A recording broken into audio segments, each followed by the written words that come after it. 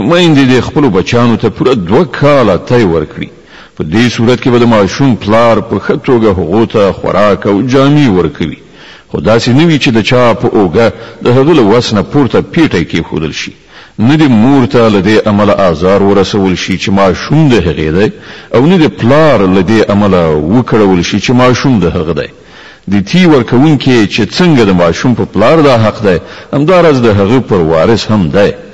او که دواړه خواوې په خپل منځي موافقه او مشوره لتی بیلولو غواړي، د دې خبرې څه باک نشته. او که ستاسې په نظر کې دا وي چې کومه بله ښځه دې ستاسې ماشوم ته تی ورکړي، نو په دې کې هم څه وبال نشته، خو په دې شرط چې تی ورکوونکي سره مو په کومه اجوره فیصله کړې وي، هغه په ښه توګه ادا کړئ. له الله نه وویریږئ او پوهیږئ چې تاسې چې هر څه کوئ الله هغه ویني. له تاسې څخه چې څوک ومري او کونډې پاتې شي، نو هغوی دې پر خپل ځان 4 میاشتې او 10 ورځې په عدت تیرې کړي. بیا چې کله عدت پوره شي، نو د خپل شخصي چارو په باب د هغو خپله خوښه ده په ښه توګه چې څه کوي ورې کړي. پر تاسې څه مسؤلیت نشته.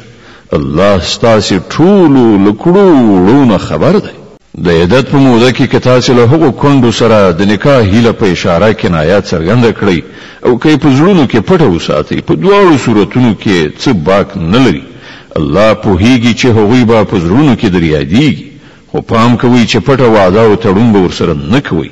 که کومه خبر کول وي، نو په روا ډول دی وي، او د نکاح تړلو پریکړه تر هغه وخت مه کوئ چې تر څو پورې عدت تیر شوی نه وي. ښه وپوهیږئ چې الله ان ستاسې د زړونو پر رازونو پوهیږي، نو له هغه نه وویریږئ، او په دې هم وپوهیږئ چې الله زغمونکی دی، له وړو وړو خبرو تیریږي. پر تاسې هیڅ ګناه نشته که خپلو ښځو ته مخکې له هغه طلاق ورکړئ چې لاس مو نه وي وروړی او مهر مو نه وي ټاکلی. په دې صورت کې هغو ته څه ناڅه ورکول ضروري دي. وسوال دې د خپلې وسې او بېوزلي دې د خپلې وسې په اندازه په ښه توګه څه ورکړي. دا پر نیکانو حق دی. او که تاسې له لاس وروړلو مخکې طلاق ورکړی وي، خو مهر مو ټاکلی وي، نو په دې صورت کې به نیمایي مهر ورکول وي. دا بیله خبره ده چې ښځه نرمه وضع وکړي او مهر وانخلي، یا هغه څوک چې د نکاح د عقد واکمن دی له نرمۍ نه کار واخلي او پوره مهر ورکړي.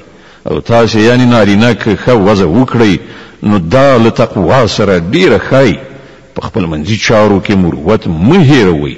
الله ستاسې عملونه ویني.